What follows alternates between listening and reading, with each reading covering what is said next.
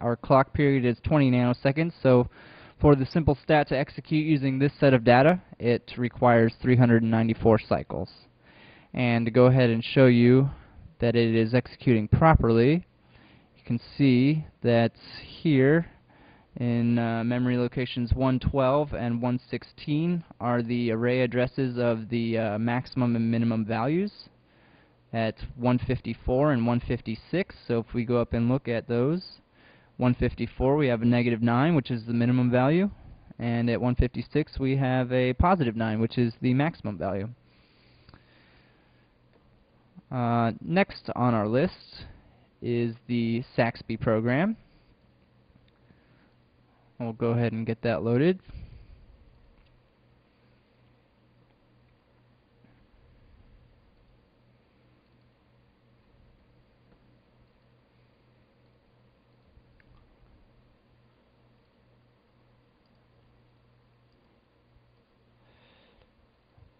Here's our assembly code for the Saxby program. We actually have 2 arrays to load in this time. And here's the code for Saxby itself. Here is the binary, which I will go ahead and load into the instruction cache.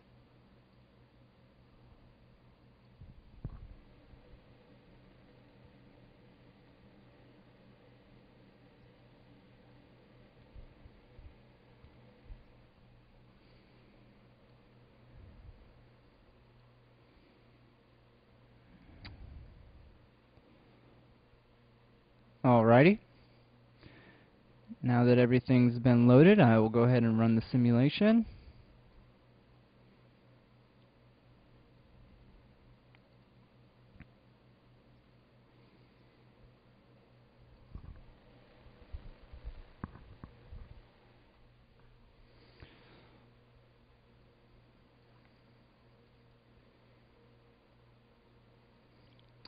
So for our Saxby program, the start time, not counting the loading of the testing programs, is at 1700, almost 1800 nanoseconds on here. Oops, forgot to...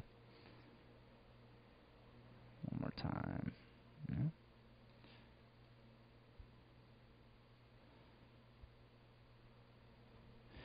So right about here is where our program is beginning to execute. And this one takes quite a while and doesn't finish executing until about 15590.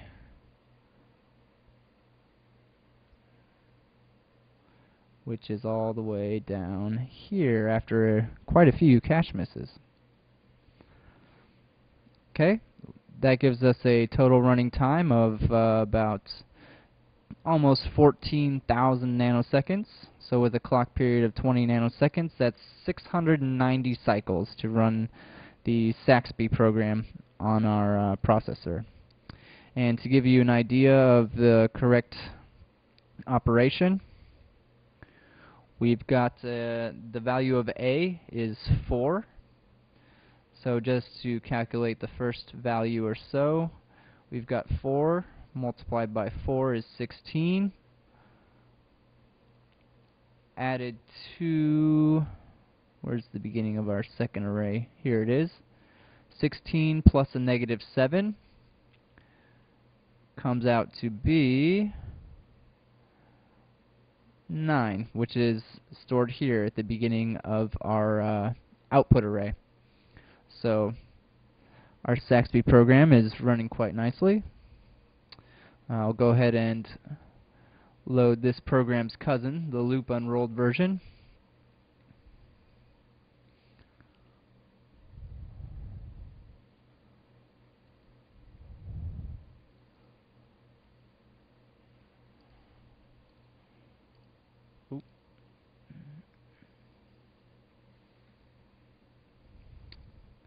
Here's the assembly for the loop unrolled version of Saxby. As you can see, it's a bit longer since the loop's been unrolled 4 times, I believe. The data is all the same, so hopefully we'll see the same output once this is executed. Here's our binary, which I'll go ahead and load.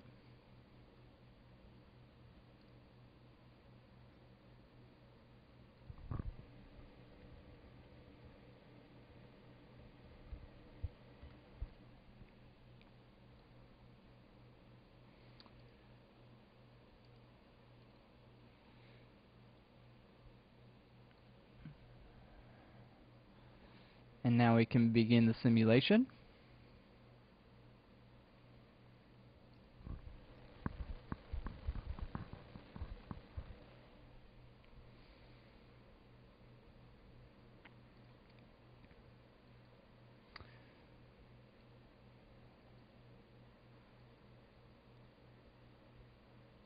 This one doesn't take nearly as long to execute as Saxby does, which is to be expected. This program starts at the same time since it's using the same data. It starts at 1790. The end time is at a little over 10,000 nanoseconds, which is going to be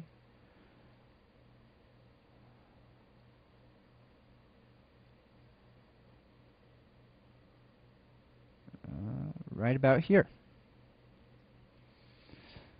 So for this program, the total time is 8,700 nanoseconds, which you can see is a decrease of quite a bit, about 5,000 nanoseconds more, or less than the normal Saxby, and the cycles required to run it are a mere 435, which is pretty good. So finally, I'll go ahead and load up the Simdi version of the Saxby program.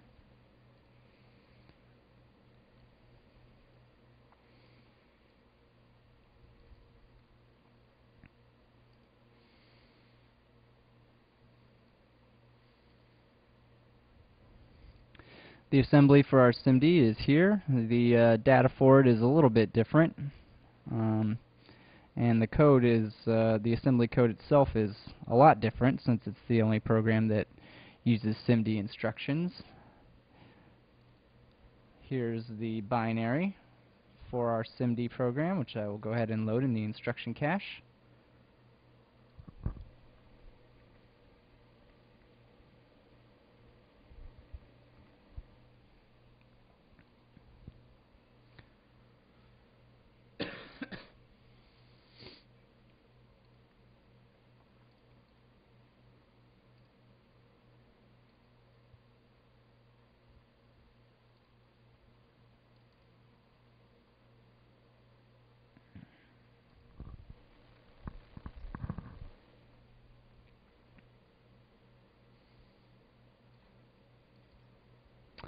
Go ahead and let this one run. This one is very speedy. So for the Simdi Saxby, since the data programs are a little different, it starts a bit later. It starts at 1970 nanoseconds, which is right about here. There's where it starts. And it is over very, very quickly. In fact, that cache miss probably is about half as long as this program requires to execute. It finishes right about there at 3670 for a total time of 1700 nanoseconds. And with a clock period of only 20 nanoseconds, that's a mere 85 cycles. So it blows the other Saxby programs out of the water.